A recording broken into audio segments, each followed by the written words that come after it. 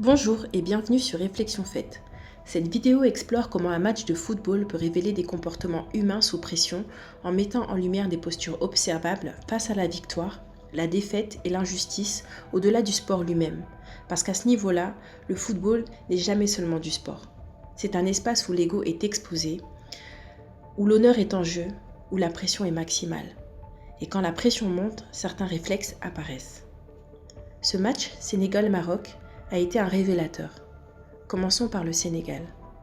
Quand l'équipe sénégalaise a senti de l'injustice, qu'elle soit réelle ou ressentie, cela a donné lieu à une contestation frontale, jusqu'à un geste extrêmement rare, quitter le terrain en pleine finale.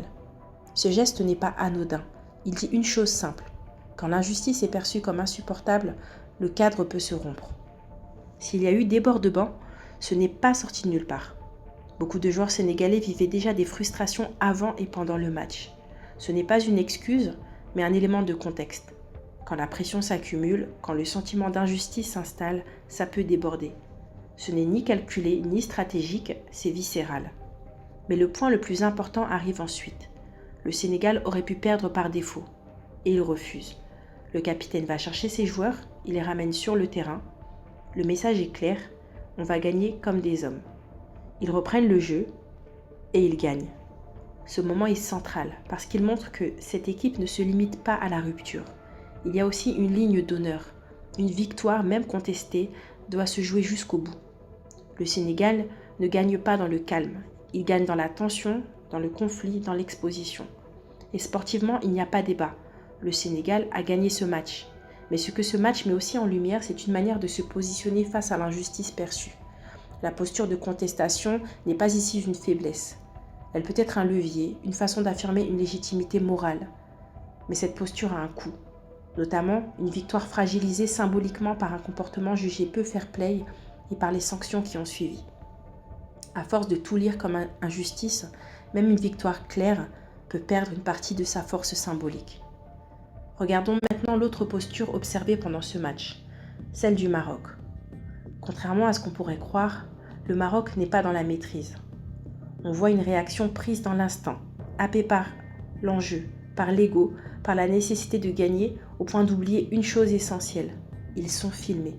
Le monde regarde. La panenka ratée n'est pas qu'un tir.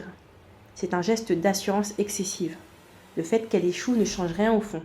Elle relève une décision dictée par l'ego, pas par le jeu.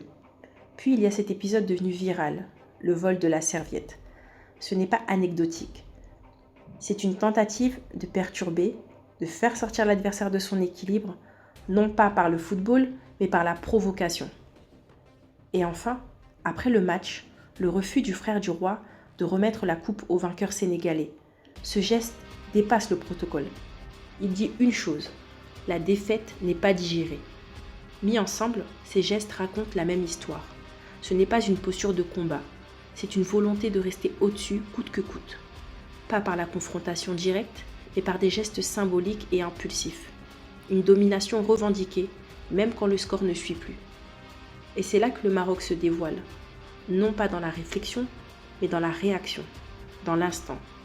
Dans la difficulté à lâcher symboliquement une position, quitte à s'exposer au regard du monde. Ce match ne parle pas seulement de football.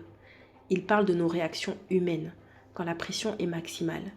Il montre comment dans un contexte extrême, des équipes peuvent exprimer des postures très différentes face à l'injustice, à la victoire et à la défaite. Le Sénégal révèle une réaction immédiate, intense, conflictuelle, mais aussi un refus de gagner autrement que sur le terrain. Le Maroc, lui, révèle autre chose, une focalisation totale sur l'instant, sur la domination immédiate, quitte à oublier qu'il est filmé, observé, jugé. À ce moment-là, il n'y a pas de recul, pas de réflexion sur l'image renvoyée. Il y a la volonté de gagner, d'écraser, de provoquer, même si cela conduit au ridicule aux yeux du monde. Et c'est précisément là que le contraste est frappant. Quand on maîtrise, on sait se tenir. Ici, ce n'est pas le contrôle qui s'exprime, c'est l'abandon à l'ego. Le football n'a pas créé ces comportements, il les a rendus visibles. Et ça, c'est complètement humain. Je t'invite dès à présent à poursuivre la réflexion dans les commentaires. À très bientôt.